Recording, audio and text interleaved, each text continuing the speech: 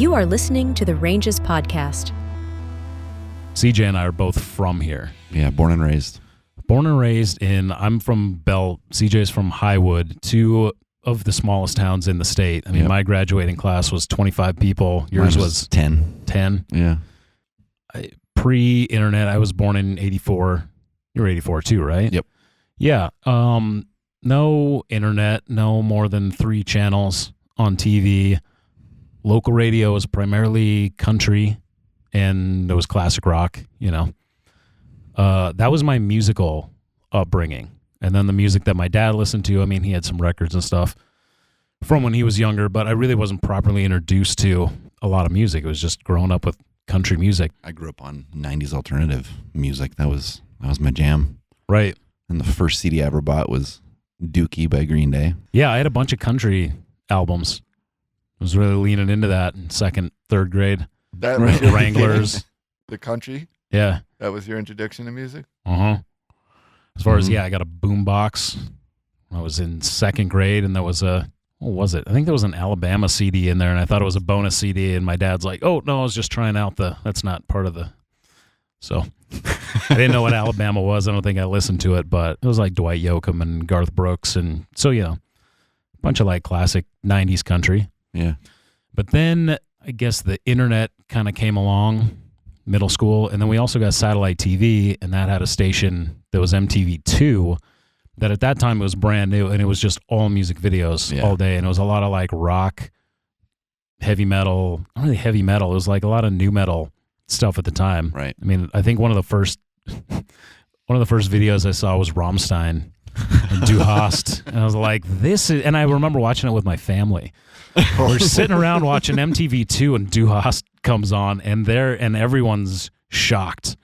And I saw that this had the power to shock people. Right. I think like there's something to this, and then I think from that started buying CDs and everything, and then through friends at school and everything got introduced to Metallica. Mm-hmm. And that was kind of the first exposure to like heavy metal, and totally fell in love with that. So I was listening to a lot of Metallica, and I wonder if I could play this stuff.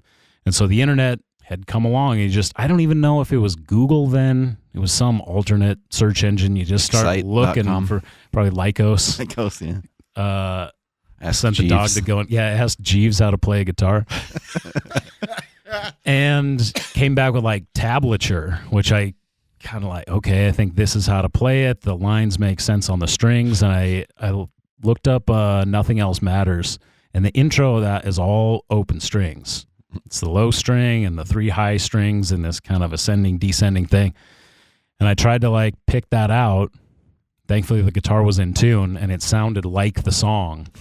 And it was a huge, huge epiphany that like, oh, I think I could do this. Right. And I started learning Metallica songs on an acoustic guitar. And then through that metal thing, got introduced to Tool and started listening to that. Loved that band. And I bought a tab book for them. The tab was written upside down. The strings were written upside down. So I tuned my guitar totally upside down, and I tried playing these Tool songs, and they did not work. And I was like, this band must be incredible to be able to play this stuff so well, and I just can't. So it like elevated my perception of Tool like unreasonably high. I didn't know that. I mean, their stuff isn't hard to play. It's like the timing and the polyrhythms and all that stuff. But yeah, that was, so Tool was like kind of a foreign thing, but still kept learning a bunch of like Metallica and System of a Down. And then finally got an electric guitar. I bought a BC Rich Warlock, which is the pointiest, most metal. It was the most metal guitar they had at Rod's Music and Sound, which was the instrument store in Great Falls, Montana. And then the Metallica made sense, and the distortion and all that. They finally clicked, because it was really hard to get those songs to sound good on an acoustic guitar.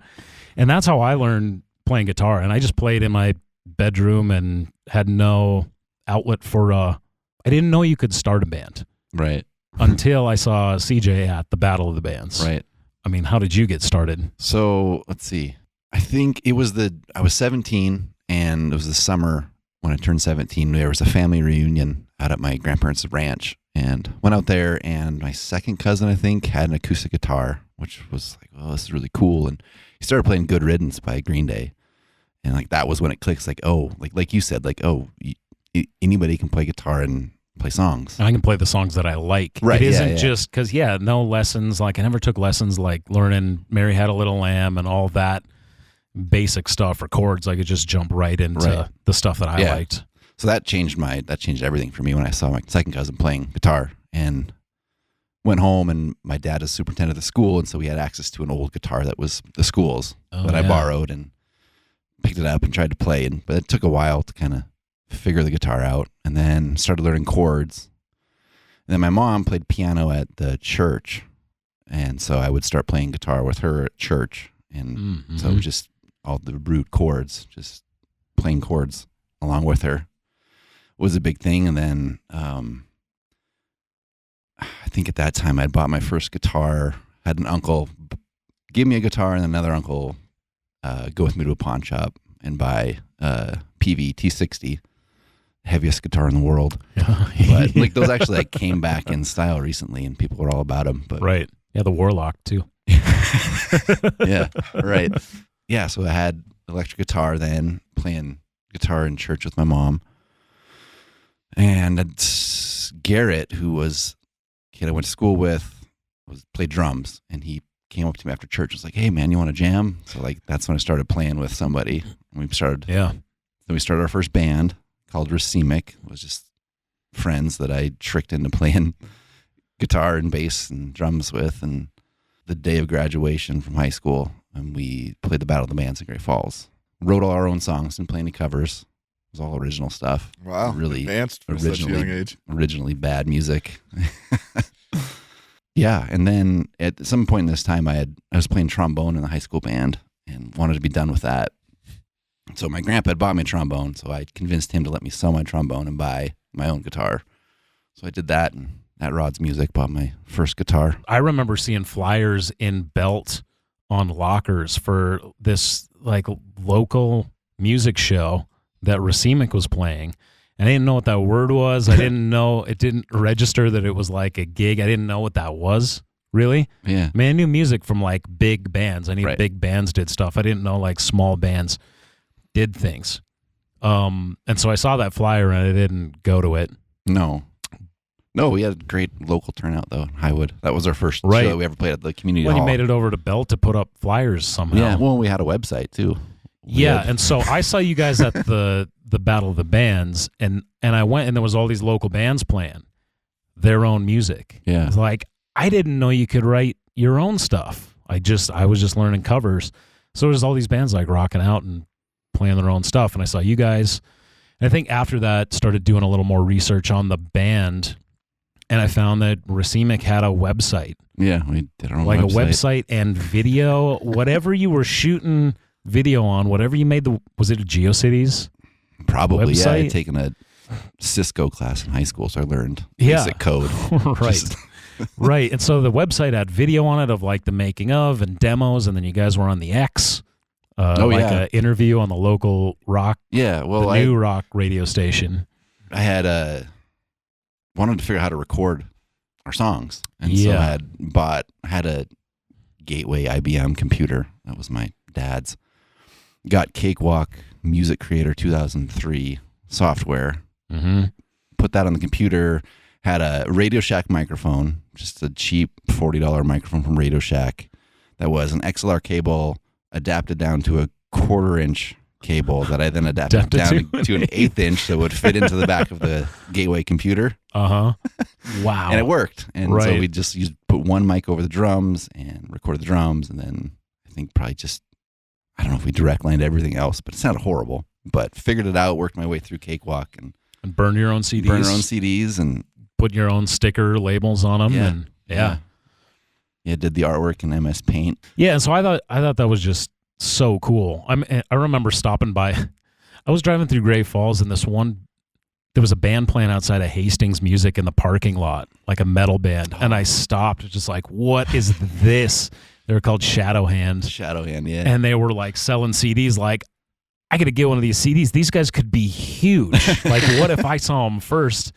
So I got a Shadow Hand CD somewhere. Nice. And just that whole idea was crazy. But I just like kept playing music.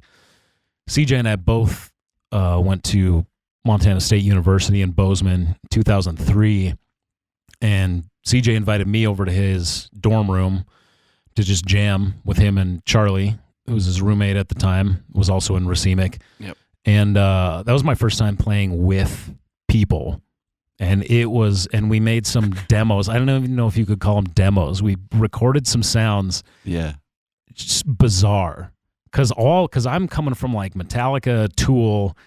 You've got your background. Yeah. Which is bands like Thursday and Brand New. Those were my influences. So it was more of the emo. And starting with kind of the Green Day type of thing. And then Charlie, I don't remember the face. Charlie was in the Mars Volta. He was right into Mars Volta when the Mars Volta was like brand new. So he was progged to the max.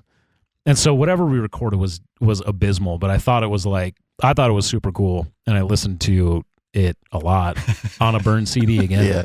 And we did that a handful of times, enough to know that we played music and wanted to do that. And then after my freshman year, that summer, this is all before MySpace and Facebook had really taken off. Those started, but MySpace was like maybe just beginning. And so there was a website called MT Punk that was a forum that everybody who did music in Montana would get on there and promote their band. And it was a forum. Yeah, it was just a forum shows. Website that you just kind of had to hear about. Like you couldn't search it. It was never, never popped up on your social feed. You had to be in the know. Yeah. In the punk scene. Yeah. So after high school, the Racemic first band thing kind of fizzled out. And then I put just a post up wanting to see if anybody want to start a band with me, in the vein of Thursday, Under Oath, Norma Jean, I think were the three bands that I listed. And got hit up from a guy who lived in Colorado who was just moving to Helena. And he was a vocalist, had done a lot of music things, and my eyes were wide open, was super stoked on everything he was telling me. And it's like, all right, he's going to move to Helena, which is just about an hour from Bozeman, and we'd start a band. And I said I knew some guys, so I contacted Garrett, who was the drummer in the first band that I started, and he was down to play drums. And I sent you a message, AOL Messenger, or it was AOL Messenger, Hotmail. Yeah, and you were down too, and so we got together and we started writing songs. And then Marty was the guy's name from Colorado. Yeah, and this was my first band ever. So like learning the whole process of writing original stuff. And CJ introduced me to like the whole metalcore thing, and like the Christian metalcore thing was kind of like just blowing up at the time. So it was like, Norma Jean, Under Oath, and As I Lay Dying. And I remember you showing me Every Time I Die, and I just didn't get it. It's like, I don't know. It doesn't make, it's not clicking. Well, As I Lay Dying more. I thought Norma Jean would be the one that you would understand, because I equated Metallica to Norma Jean somehow. And those like two totally different types of things. So I was confused why you didn't get it. But right. It's funny how we kind of funneled ourselves into. Yeah, we started that band and just started. I remember showing my parents, like, this is the kind of band we're going to be in. It's like screaming. All right. Loud. Obnoxious. Horribly named. What was Tears Fall Red. Okay, so that's that band. Yeah. Okay. Yeah. So naming a thing, which was kind of, it was loosely a Christian hardcore band. There was all the guys in the band kind of had different, we'd all taken Philosophy 101, and we thought we could like question all the big things. So nobody was like really, it wasn't a solid front for the band, but the lead singer was like incorporating a lot of those themes into it. So which I was all about, because was totally how I grew up. Right. Yeah. So I thought it was awesome. Yeah, and so like for PR purposes, we couldn't explicitly say that, but you could say it's like, well, it's like a positive band. We're a positive band. And so we did that because the band names, we had a whole list of horrible band names. And Tears Fall Red was on there, and the other contender was Thou Shalt Not. Right. Very race. Heavy-handed, biblical. Yeah. We settled on Tears Fall Red. And we started, playing shows around Montana. So we started doing all this and putting this together, and then you need to promote. So Marty was like, he was very influential in like teaching us how to just get out there. and promote, and like what a flyer is, what a handbill is, how to make a handbill, how to take a stack of them around to every event, every restaurant, and just give them to every single person. So that boosted my confidence a lot, and just like even talking to people and going around and doing that, just trying to get, coerce people out to these shows. Mm-hmm. And then that was the band that I started doing graphic design for, because you needed flyers and you needed album art, everything that goes along with that. So I had started, again on MS Paint in elementary school, just kind of making graphic design basically. And then my mom was working for a place. She brought me a copy of Photoshop from work and started experimenting with that. In high school, did those like posters where you cut out the picture of the team and you put them like in front of a tidal wave or a volcano, and just like to, really promote the team. So I was doing that. That was my first design gig. So I had a background in that. So just started I made the album art for that album and some t-shirts. You were also doing design. You'd also designed some t-shirts and stuff at the time. Yeah, I had Photoshop and was trying to figure that out. But we had written an album and recorded it locally. And Marty had a friend his name was Kyle, who was in New York City at studios around there. And one of them was Big Blue Meanie. And so through Marty's connection there, we were able to hook up with Arun Venkatash. That's how you say his name. Yep. And Tim Gillis, who worked at Big Blue Meanie. And they agreed to mix our album there, which was the worst decision of their life. So anyways, we recorded the album and we all flew out to New York City to get it mixed at Big Blue Meanie in Jersey City, right? Yeah. Yeah. And so that was the coolest thing in the world. So what did Sal have to do with that? Well, so we get there and... Did you know who Sal was? Because I knew Thursday? I saw Sal's name on Thursday's album because he had recorded those. And right. And Arun was tied to them in some way, and Tim was too. So this is like the coolest experience ever to work with these guys who work with my favorite band. So we fly out there. I remember changing my voicemail, your answering machine, your voicemail. Saying, yeah, I'm in New York City. This is my album, so I'll call you when I can. Something like that. Something stupid because I thought it was the coolest thing ever. But we fly out there. We're in the studio mixing the album and just pretending we're rock stars. And then there was this band called My American Heart that had just gotten signed to a label, I think, and they were recording at Big Blue, and Sal was engineering their record. Were they on Victory? They were on Victory. They might have been, though. Most of those bands. Yeah. Most of them went through records. that studio. Yeah, I don't remember if they were specifically, but... So Jeff Rickley, the lead singer for Thursday, was coming in to record guest vocals on the My American Heart album, which this is the coolest thing ever for me to meet Jeff and then watch him record. And it was super cool. So that's how we met Sal, which had no idea his connection to you, but it's cool how close we got to you in that moment. And then we went downtown one of the days and just went and walked around Brooklyn or Manhattan. Yeah. So I'm sure we walked by you. Right. At some point You on must the street. You probably were in Manhattan. So, Yeah. if you were in Jersey, you probably just came across the river Mm-hmm. and then walked downtown. And what year was that? So in 2006. Yeah. You guys could have, 2005, if you would have walked all the way downtown and it was a Thursday night, you might have rolled in on me DJing. Yeah, right. Yeah. Yeah, so we did that and came back to Montana, and I think we pressed like 1,000 CDs. Yeah. And shortly thereafter, the band kind of dissipated. And I think maybe we got rid of 100, maybe 200 CDs, just giving them out. And so there's 800 CDs. And I remember Jared had a house that we had practiced in, and all the CDs were there, and he was moving out. I'm like, well, what do we do with these CDs? Just like, just leave them there. So we just left like 800 CDs in this person's garage. Oh So God. Who knows where they are now. But yeah, that band dissipated, and then we immediately started our next band with basically the same lineup called This Word's Weapon. It was post-hardcore metal. Yeah, that one was a lot closer to the Norma Jean kind of hardcore type of stuff, which I had come around to, I think, or that sound. But it was still like a blend of a lot of stuff. Yeah. Kind of metalcore. Metalcore was really like blowing up at that time too. So, and that was kind of what the scene was here in Bozeman, like, because backing up a little bit with that first band, CJ had a personal MySpace account and then converted that to the Tears right. Fall Red account. Yeah. And we're just figuring out this, like, what is social media? What is MySpace? So, like, put something up there.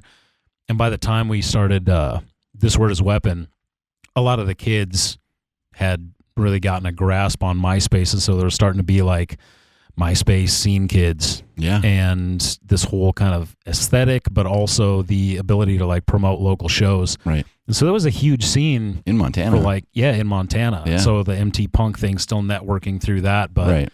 yeah, we started that band and we were playing shows to 200, 300 Yeah. kids. And so we really tried to do the all ages thing because you got the high schoolers and then, college kids. Yeah. But it was just a huge scene for it, and the shows were crazy. So it was Yeah. like the perfect time to be doing that here. Yeah, it was a lot of fun. And we're in college, and I remember just at the time, like, I would skip class and work on music and Yeah, skip because tests. And, like, looking back on it, like, I got a degree in history, which I don't even use. But at that time, it was all music, trying to figure out how to be in a band and promote it and put out albums and stuff. And, like, that's what I got when I was in college, was how to run a band. And definitely was a big point in my life on just figuring out what I wanted to do and how to do it. Yeah, it was similar for me too. Came to MSU for film school, and then got into the band thing. And yeah, it just became the total focus. Like, totally hung out with the band all the time. We jam like every day at different points. Like, really focused on that more so than the film.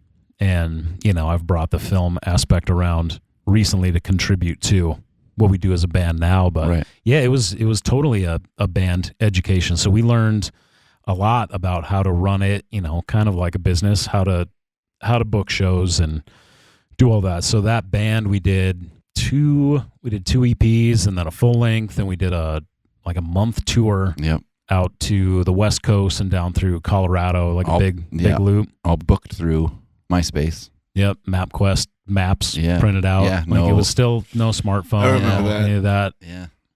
That was cool. It was a lot of fun. It was, that was, and it was that was a pretty solid band. By the end of it, had a couple lineup changes here and there. Yeah, but towards the end, Joey had moved from Seattle to Bozeman. Yeah. Kind of joined the band at the end. Mm-hmm. And it was just kind of personalities weren't clicking with everybody, so that band kind of fizzled out too. And that was done. Yeah, and I quit. Had a knee injury. I was recovering from that. Went back home, decided to stay back home in Belt for a year and work for my dad. And then CJ called me up again and said, "Hey, I think I got a lead on starting a music venue." Yeah. Or running a music venue. At MSU, they had a downstairs kind of open cafeteria area. Food court type of thing.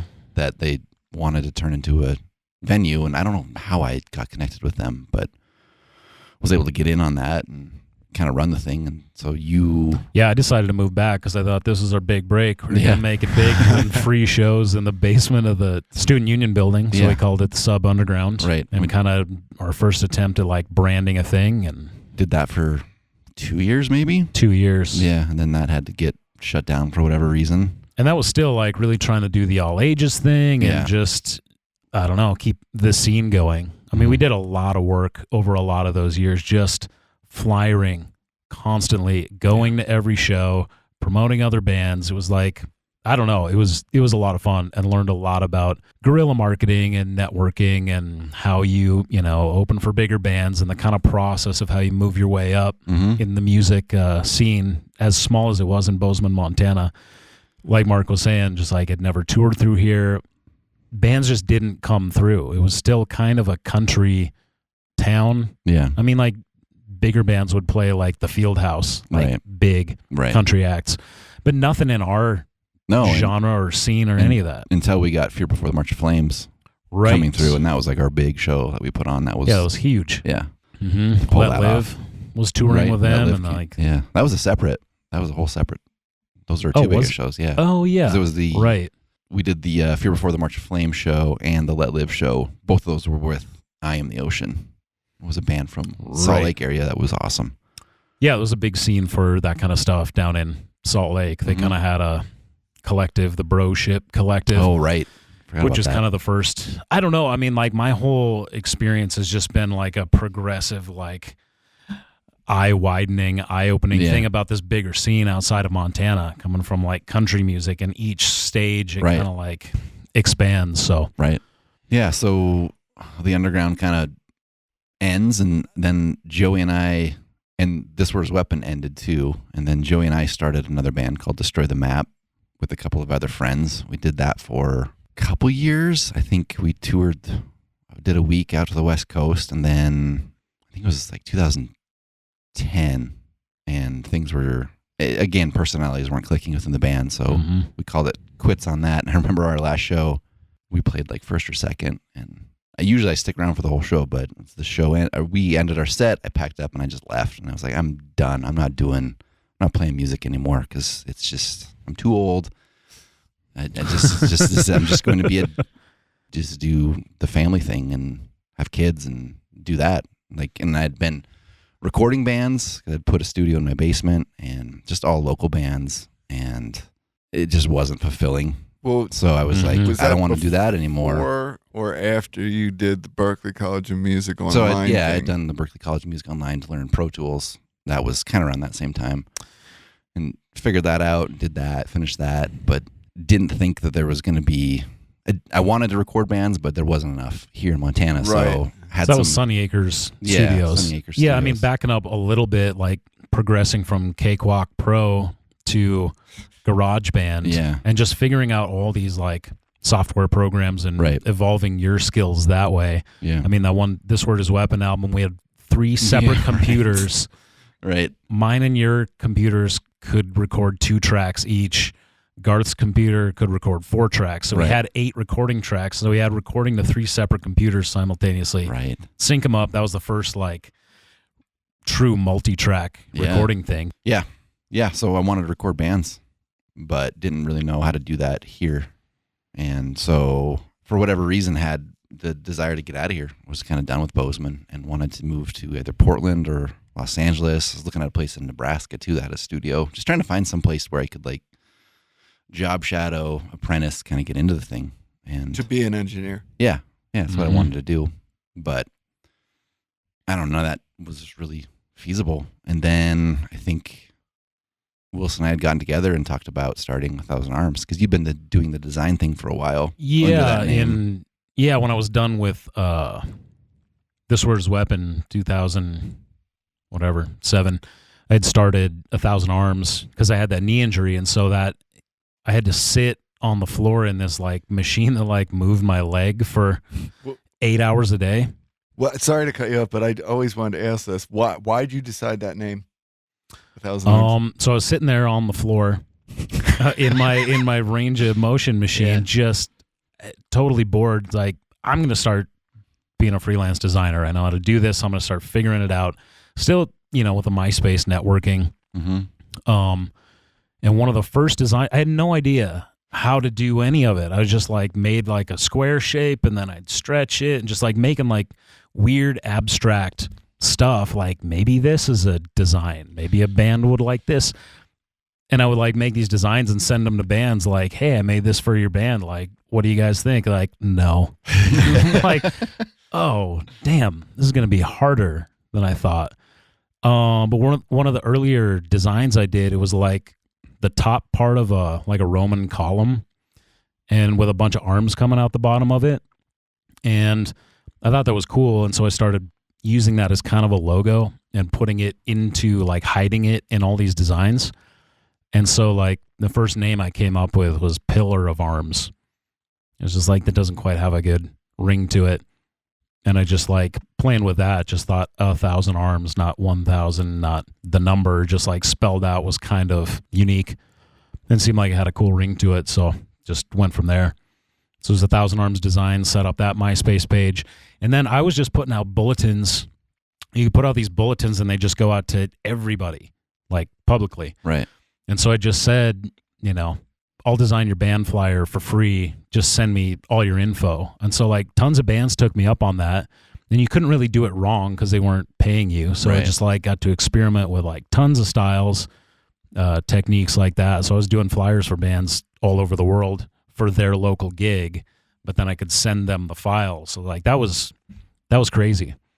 And the first, I just started getting paid for like little gigs, and like the first time somebody paid me for a design, it's like, all right, now it's on and doing this, thinking it was going to be that full time. But then 2010, I was kind of in the similar spot. I'd visited some friends in Austin, Texas in 2010, and it was just blowing up. And there was like so much cool art and music and food and all that stuff. And I just kind of felt a pull towards that. I just found out about like gig posters, screen printed posters. Yeah. And I thought like, I'm just going to move down there and figure out how to do this in my garage and just make gig posters Right.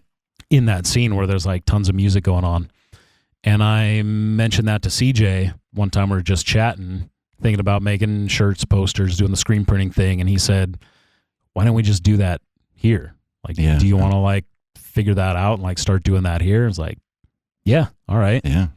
And so we pretty soon after that, bought a very basic 2-station 4-screen press kit that, had a handful of inks, a couple squeegees, everything you need to just get started, a flash unit.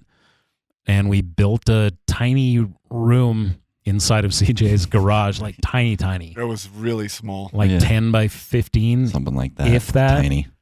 Yeah, super small. No ventilation. Yeah. Mice in the walls. Mice in the walls, yep. Yeah, you flush the toilet inside and would kill the power in the garage. Put the breaker. Clean and screen. I mean, we just got the DVD with it and watched it. It's like, all right, we're off to the races. Yeah. And that whole thing was just trial and error. But that was, so we had a T-shirt printing operation. And then I had started Abilena Valley with Jared. Mm-hmm. And that broke up. I don't remember the exact timeline, but Mark found out that we were starting the screen printing thing, and then he had the epiphany because it was 2011 and there was a very monumental date coming up, which was 11/11/11, National Metal Day. It's one hour. It was May. It was May of that year. Yeah. And I don't remember what I was watching, VH1 or something, and they just showed a commercial for it. And I just thought to myself, I bet there's a way to make money off of T-shirts for this thing. I saw one commercial, and then I walked up to Wilson. I think you were at. You guys are doing T-shirts in CJ's garage. I think I have an idea, and said it to you. And then you said, "Yeah, that sounds like a good idea." And then I am not talented with a computer or a pen or a pencil, and I drew on Post-it notes. I mean, really, really poorly, and said, I don't know, stuff like this. And you took those Post-it notes and then made art out of it. Yeah, and that was the original line. I mean, the logo was like a skull with 2 crossed flying V's under it. It's still badass. It's such a pure awesome. idea. And then a couple other ones, but we just the Facebook thing had started to take off at that point as far as like really, publicly open and available to do that kind of promotion. We just started making this page, promoting it, and people started finding out about it. And closer to the date, it blew up went viral at that point. Like it got 11,000 followers up to that date. And like we saw an ad for FYE. Yep. On national TV that had used our image. They just grabbed it because they thought that was the logo, and they used that on national TV. So we got that cameo. But that was really our first kind of like big gig with the printing that had a regular thing, and we saw the potential of like a fan base and how to use like the internet a lot more to market the things we were doing. Right. Yeah, I didn't help out with any of that printing. I was working at Gibson still, making guitars, and so I would come home. And I didn't know you very well, Mark, at the time. Like, I think we'd just met a little bit. Right. So I saw Wilson in the garage printing and with somebody else, and I didn't know who it was. And is that right? Yeah, you were there. And so it was weird. But yeah, you guys printed all those shirts. I was kind of on the outside. Mark did all the shipping. Oh, my God. Sold quite a few shirts. Sold a lot. Yeah. A ton. Yeah. Yeah. And hundreds. Then 11/11/11 came and went, and that was it. Couldn't really continue the momentum with that as much as we tried. No, Trying to kind of rebrand it as One Louder. It's the Spinal Tap reference. So it was like 11 is One Louder. It was like just hammer that meme to death. And it worked great for that time period. But I guess like 2013, whatever, all our band projects, I guess they didn't really dissolve. We were just doing like one-off. Did another This Word Is Weapon song and maybe tried to get that project going. That didn't work. Did a couple other Abilene Valley songs. Tried a side project called Harem that was kind of like doom metal stuff. Oh, right. CJ and I had a couple demos of something, but it was nothing solid.